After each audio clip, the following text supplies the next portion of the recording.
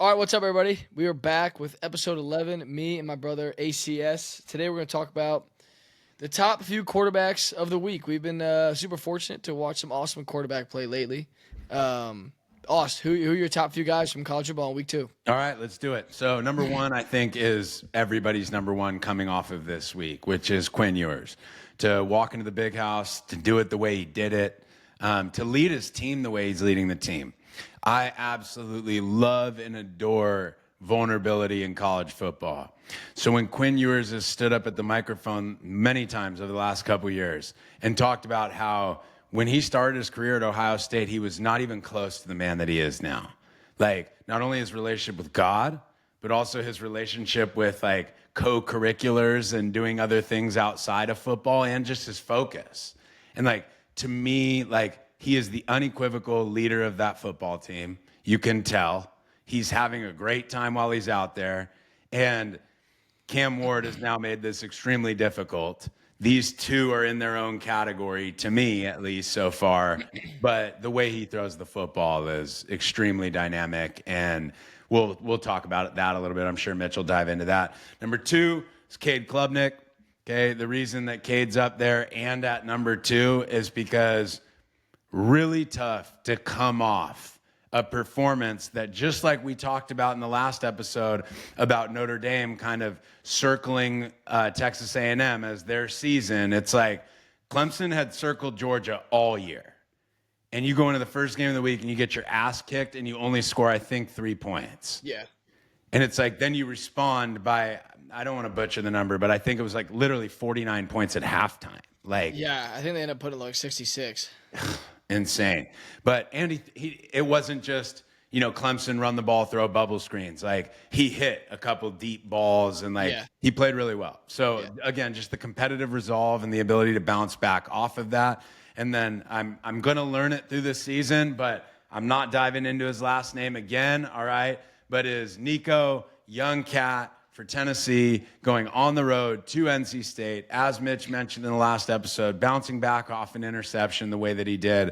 To me, those are the power 3 of the week. So before we get into the honorable mention of some other guys that people need to start paying attention to, like, Mitch, go ahead and just break it down to you. Like, let's go Quinn Ewers first. Like, going into the big house, doing what he did, doing it the way that he did it. I mean, we all witnessed it, but what do you feel about Quinn Ewers and just his ability to perform at that level?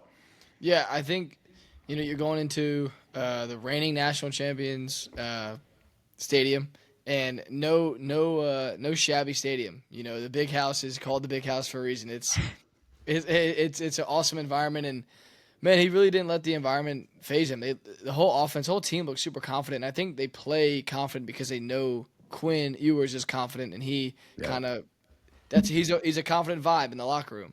And like you said, it looks like he's having a lot of fun out there doing it. I mean, he can spin the shit out of it. He's a competitor. Played his ass off, and I mean, they look so good on both sides of the ball. And I know Michigan's struggling offensively, Right. But I mean, dude, they put up some points versus a really good defense. Really good defense. And I think it's just kind of evident that they separated themselves and put themselves the number 2 team in the country after this week. Totally. And you have some of these situations where, like, let's call a spade a spade. Texas dominated that game on the line of scrimmage. Yeah. So offensively and defensively, they took it to Michigan. And to stand back there with weapons and start calling the plays behind an offensive line that's got your back and clearly is taking care of you, like, many quarterbacks or many people would just be like, yo, it's fucking easy. Like, of course. There's a way that Quinn's doing it that is different too. So, like, Mitch, like, what do you observe just in terms of, you throw other good quarterbacks into his situation, they still win that football game, but it doesn't look the same. So what do you think about the way that Quinn looks and performs that's different, that has them as a national championship type football team this year?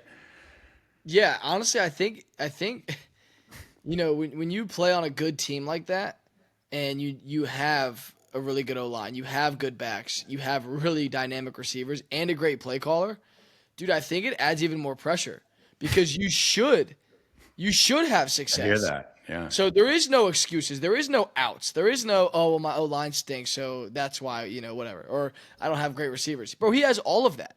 Right. And that does add an element of pressure, but there's so much confidence. It just looks so clean, and there was just pure dominance. I mean, I don't know how many times they got stopped versus a really good, aggressive defense in a tough environment. People don't understand when you play in an environment like that, you're looking at a few times where you're going to get set backwards and you're going to be behind the chains because of false starts, because of delay of games. Like that's a real thing.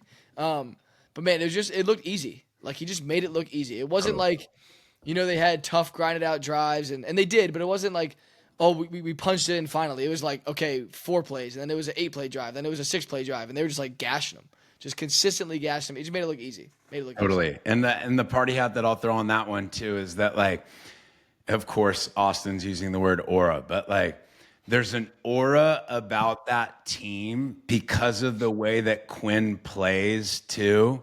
That is, I've always said, like, Tim Tebow at Florida, their team was loaded, but you were beat before you ever walked out on the field.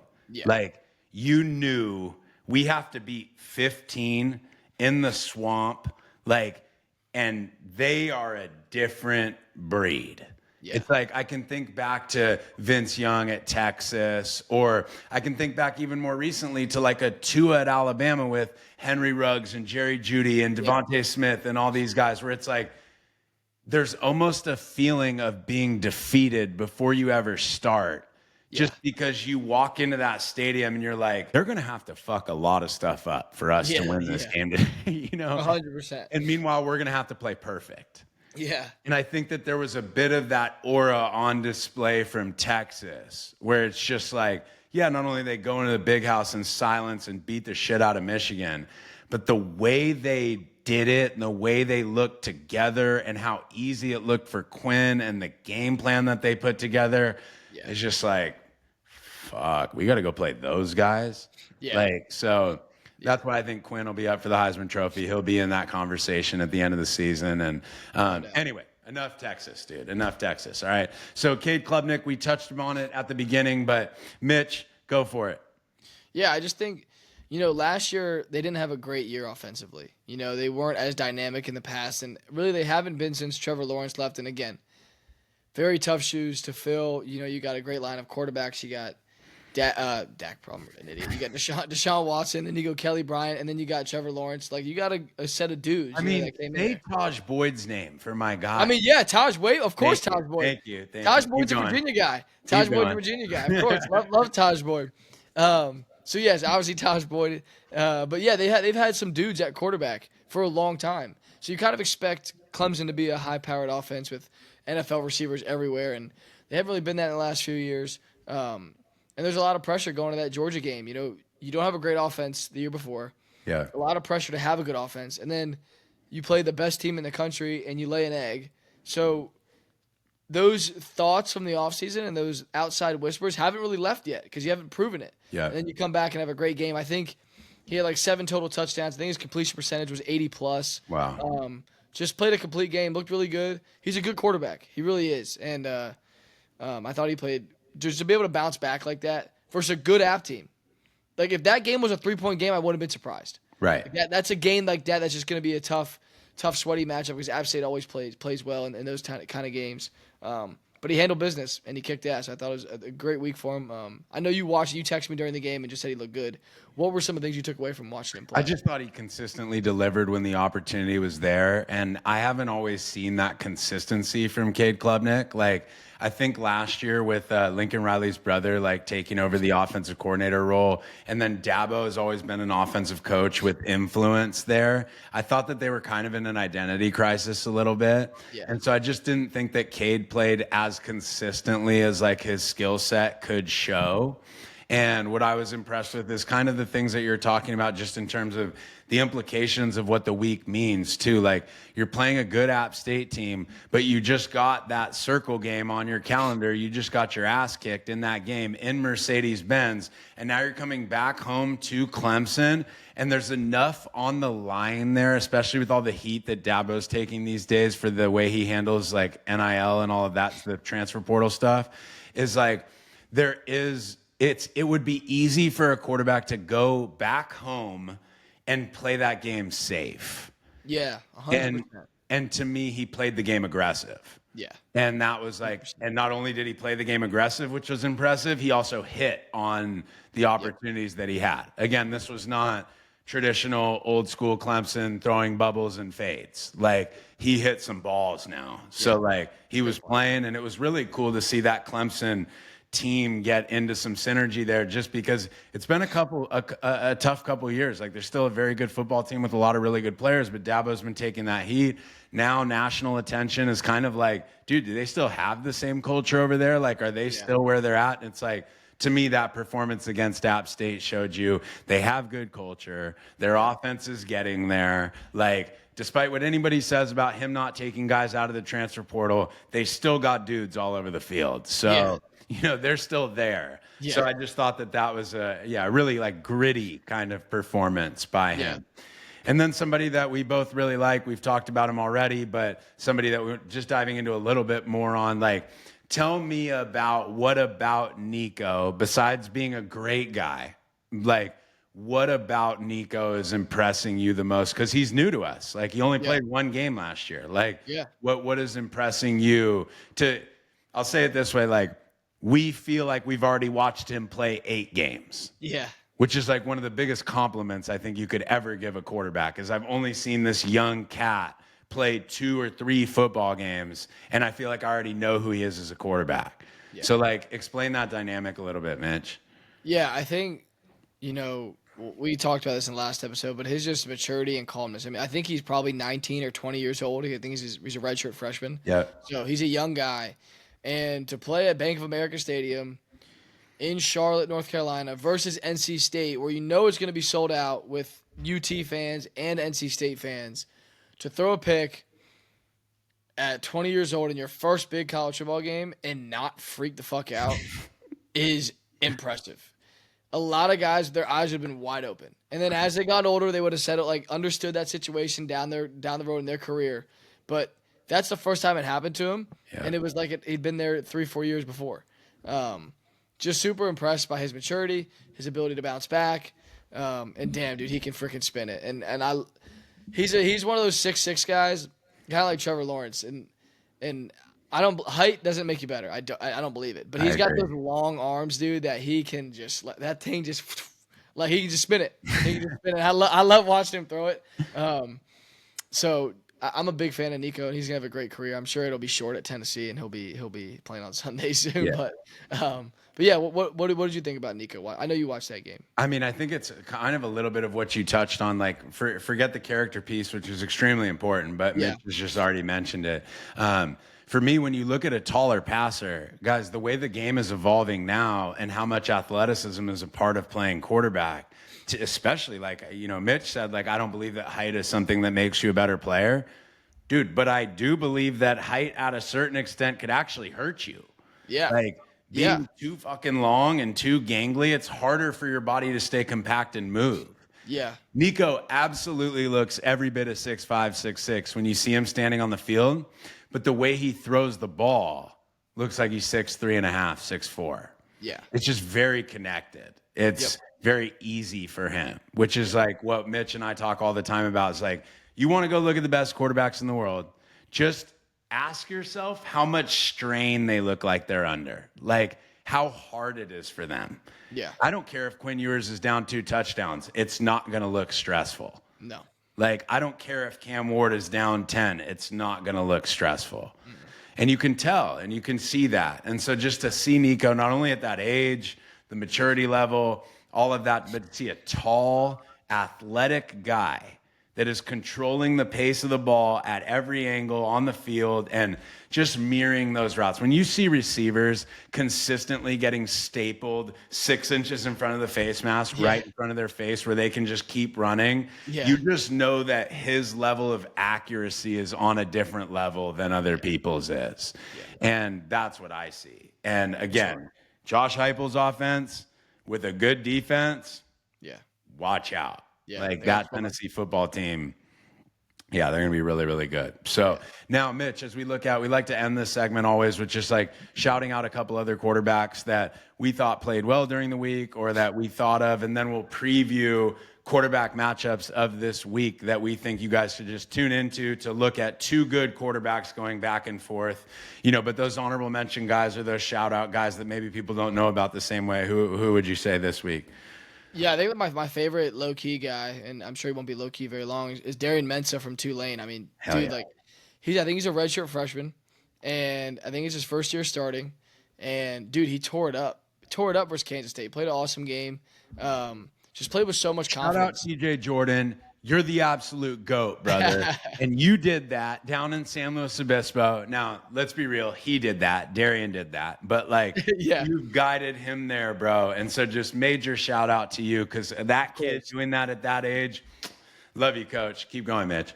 Hell yeah, for sure. Shout out to Coach, no doubt. I mean, he can spin it, but it wasn't even about that. Just the way he played with so much confidence and joy. He's celebrating after touchdowns and kind of being able to do that. And it's a very underrated thing. Being able to celebrate a touchdown and kind of bring out a side of not cockiness or arrogance, but a side of swagger. Totally. Kind of shows that you believe in yourself because there's a lot of people that wouldn't do that because they're scared, if I do this touchdown, I might get clowned when I throw a pick. Right.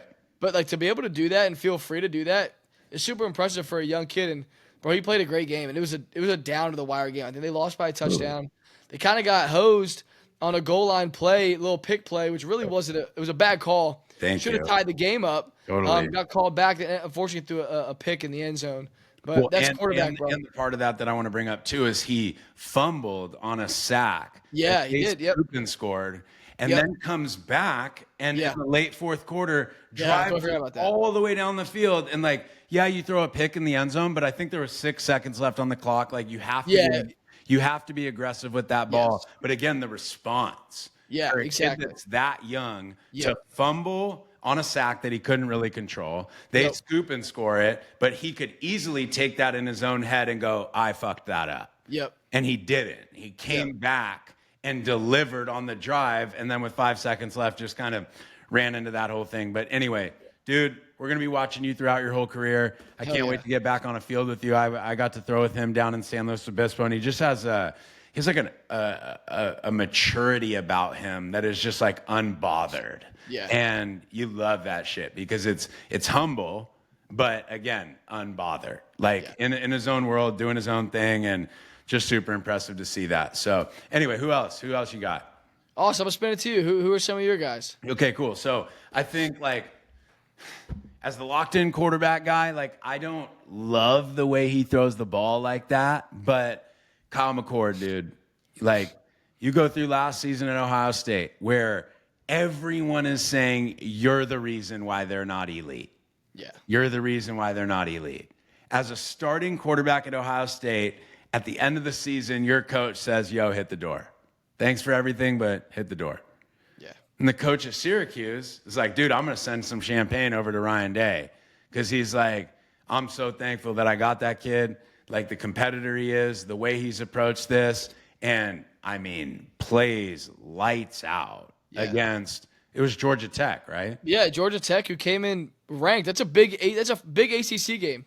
And now I'm biased. I'm an ACC guy. That's a big ACC game. It's a tough place to play up there in that dome. The dome is loud, dude. Just to see a guy again respond in that way, you won't. I love the kid, a great kid. I have a huge heart for him just through everything that he's been through. Don't love the way he throws the ball. Love seeing a guy come compete after being through shit.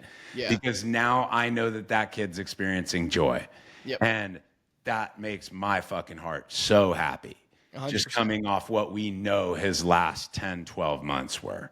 Yeah. So that one, Becht, dude. Yeah. Just a little grinder. What is his name? Rocco? Yeah, Rocco Becht. Rocco Becht, dude. Just a little grinder.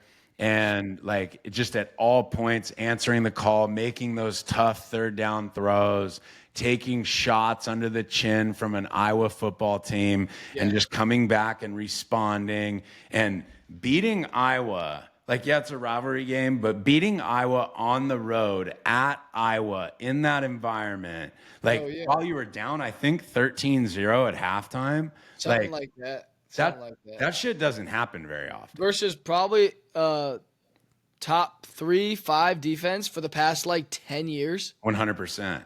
You know, and to throw the ball 35 times, that ball's in your hands a lot.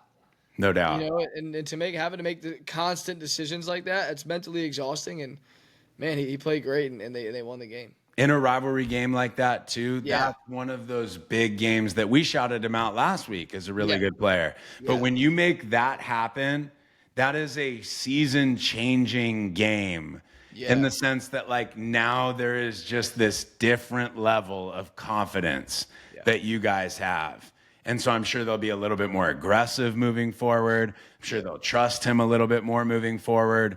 Just, again, a different feeling in the locker room. And then I left my personal favorite in terms of honorable mention list is please go watch what this quarterback at Arizona State is doing right now.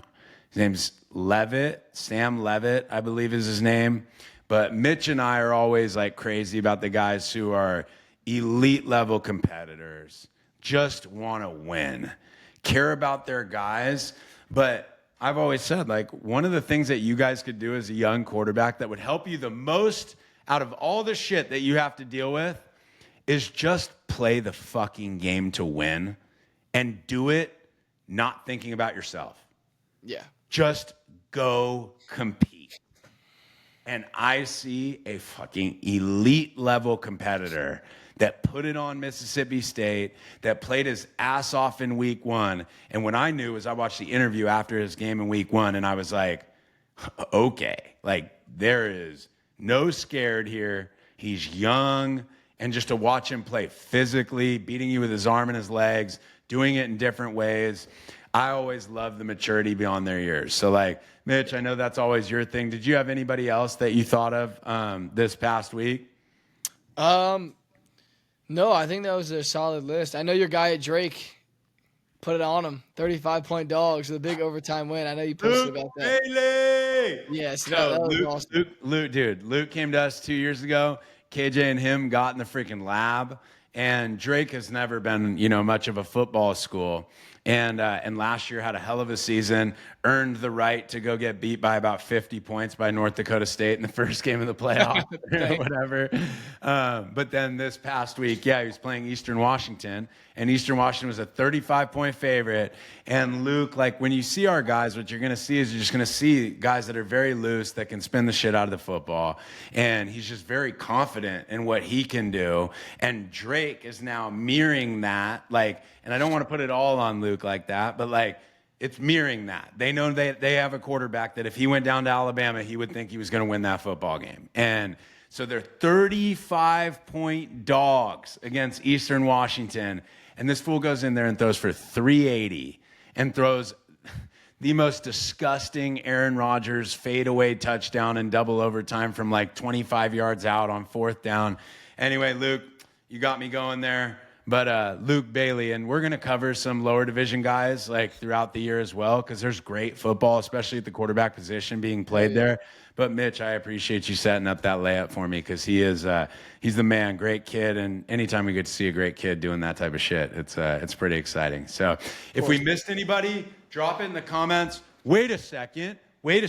I'm quarterback matchups of the week. Okay. Oh, I forgot about that. Yeah. Yeah, Mitch, are you aware of who we're talking about, or is it on me to go? No, I'm aware. I'm gonna relax here. I know who we're talking about. All right. I didn't know if you were out to lunch, dude. You didn't even know that we were there. So anyway, this is the shit right here, guys. This is the shit. Anyway, go.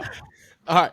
So the one that I think I'm most excited about is, I'm gonna steal this from you, but your guy Brady Cook and Thomas Castellanos, Mizzou versus BC. Yeah. I think it's a preseason NFL guy in Brady Cook, and I think it's going to be a postseason NFL guy in Castellanos. I think I think he's a baller. I think he's a damn good player, and I don't know what his eligibility is like. I don't know what year he is, but I think he's going to get a shot in the league. In my opinion, he's a playmaker. He's got some Kyler in him, so I'm excited to watch that one. Definitely. No, he definitely has that. And both guys that, they're both 2-0. And, obviously, Castellanos had to go into Florida State and win that first one. Brady hasn't had to do that yet, but he's played well with it. but this is going to be the first time this season that he's really asked to do big things to go beat a team. And you have Boston College where, like, Mizzou's a far better roster. Like, I know how good Mizzou is this year. They're a far better roster. But you have a team that's 2-0 that beat Florida State in Tallahassee. Yeah. And it's like the spread on the game I think I saw was like 17 points. Really? So you look at that and you're like, holy shit, like that's a big spread. But what's unaccounted for is like the way that locker room feels at Boston College. Of course. And because they're on an undefeated season right now. So it's going to be I think it's a morning kick up at Mizzou, and like it's going to be an interesting competitive game, but quarterbacks that are going to go back and forth. As you look at Thursday, Texas State, Jordan McCloud has been playing well, doing really well statistically, and then the guy that I just loved on for the last 5 minutes, Sam Leavitt at Arizona State. That's Thursday night. Arizona is Fafita, and then who's my guy at K-State? Avery Johnson is. Avery Johnson, two really good quarterbacks. They play Friday. Then you got BC at Mizzou on Saturday. Colorado versus CSU is going to be how does Shedeur respond off of that? How does Colorado respond off of that against a team that would like nothing more than to beat their ass in a rivalry game? And then Tulane and Oklahoma, talking about Mensah, who we just talked about for a while. And then Jackson Arnold, who like everyone talks so much about Jackson Arnold, and like he's a really good player, guys. Like we know this, but Oklahoma hasn't like done it up yet on offense. Yeah. So it'll just be interesting to see, we know a good team in Tulane and a quarterback that's not going to back down against Jackson Arnold and an Oklahoma team coming off of a really weird week last week. Where I think they beat Houston like 16-12. And something strange. Houston got their ass kicked by UNLV the week before that. So anyway, tune in. If we missed anything, again, annihilate us in the comments. We're all about it. Appreciate it. Mitch, why don't you say goodbye to these dudes, concluding episode 11. Appreciate you guys hanging out with us. We'll see you episode 12. Peace.